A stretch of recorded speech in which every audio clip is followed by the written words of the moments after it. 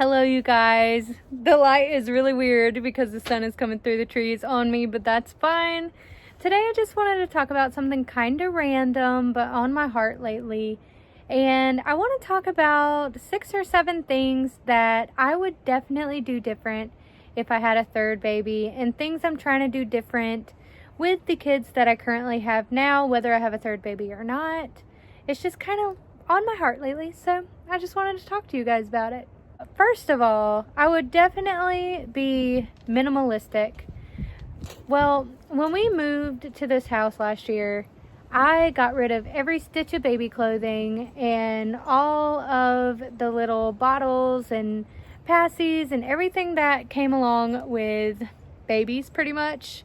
All we had left was a pack and play that we still brought on vacations from time to time, but now it's just in my closet. We don't use it anymore, but the pack and play was what we used the most for my second child. But if we had another baby, I would really just be big on getting just a little bit of clothes, because I don't have any clothes below a 3T right now. So just a little bit of clothes, a baby carrier definitely, like something I could wear my baby on me as I did like my house stuff. But other than that, the pack and play and the carrier is all I would really want. Of course, like a blanket or whatever, but we've already got blankets, so we don't really need it. I don't really want all of the bouncers and the cribs and everything that you usually see in a nursery. It just ends up not really being as necessary as you think it is. Like maybe a small bassinet and then move it to the pack and play, and then eventually they won't need it at all. Number 2, and this one's really important in my life right now and in my life if I had another baby, is not being so hard on myself when I don't complete every single little task I want to do.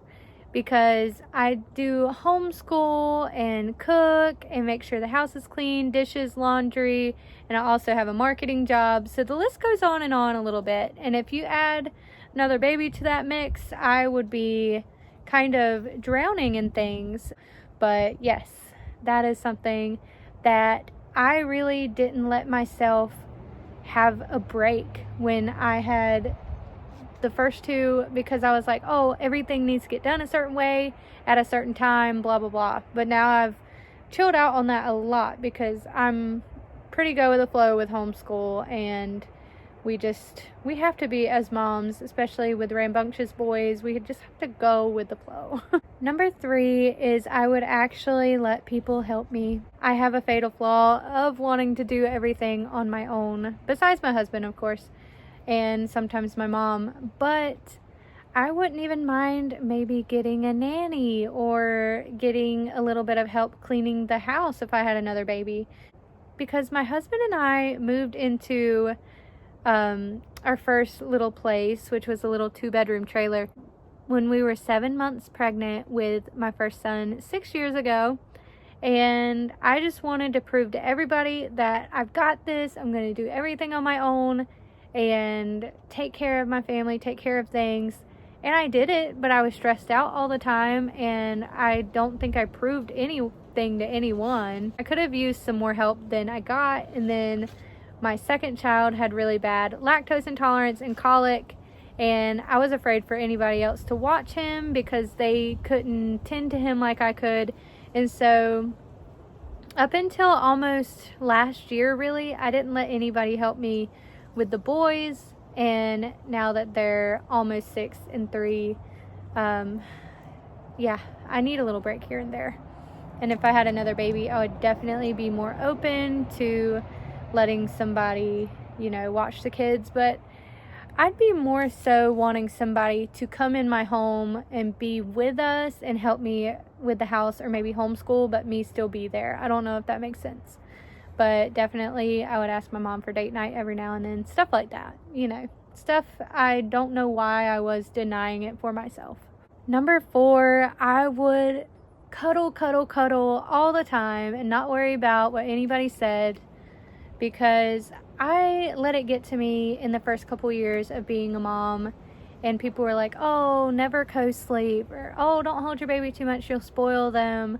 And I mean, I did hold the kids a whole lot. And when my oldest one was born, that's you know, that's all I did. I ate, slept, held the baby, and repeat all the time. And so with my second one, I was really dissociated with postpartum. I had a little bit of disconnect because he was always crying and screaming with colic, and so I don't feel like I soaked him up as much as I should have as a newborn. And so if I had another one, I know it could go the same way, but I just definitely want to hold my baby, soak up all the lasts, and because I'm maxed out at 3, I think, but you know, you never know. But I have 2, so I could possibly just stick with 2. I'm not sure, but yeah, I would definitely hold and squeeze my baby and soak it up like a ray of sunshine and just enjoy it. Number 5, I'm definitely not gonna sweat all the milestones. With my sons, I was always not really intentionally comparing them to each other and like how long it took them to talk or walk or potty train or all these things. But you know, you try to rush those things as moms, and then when you've completed the milestone, you're like, wow, why was I in such a hurry? Because that went by so fast. So I have somebody that, God bless her, but she's like, all of my kids were potty trained by 1.5 years. And I'm like, great. But people who sweat the milestones, like, I feel bad for them because life is so random, and if you just try to rush everything and don't take your time, you'll miss everything. Make sure they're hitting them in a timely manner, you know, but not like sweat it if they're like a month behind what their brother was or whatever. The last one, and it is the biggest one in my book, is I'm not going to be a people pleaser anymore. Especially when my oldest was born, I tried to listen to everybody because I was like, oh, they've had kids before, I want their advice, I want their thoughts. Now I'm like, okay, there's some people in my life that have a lot of kids, and I don't take what they say for a grain of salt, and there's some people that have one child and stuff they say makes more sense. But you know, I just really try to be true to myself and be true to what makes my family happy and what is smooth in my household. And I don't listen to anybody else that does not live here. My husband definitely has a say in everything that goes on in the house. But other than him, it's like, I just take it with a grain of salt, what anybody says, because they're my babies. And as long as I know that they are well taken care of, and I trust in God to give me that mother's intuition that I need, I'm good. But thank you guys for watching this. I actually tried to film it earlier today with Diego on my lap, and he was doing like a humming sing-song thing throughout the whole video, and that's basically what was heard in the audio, and you could barely hear me talking. So I redid it, no sweat, and I had my trusty notebook paper. But thank you guys for watching, and I will see you guys next time. Bye!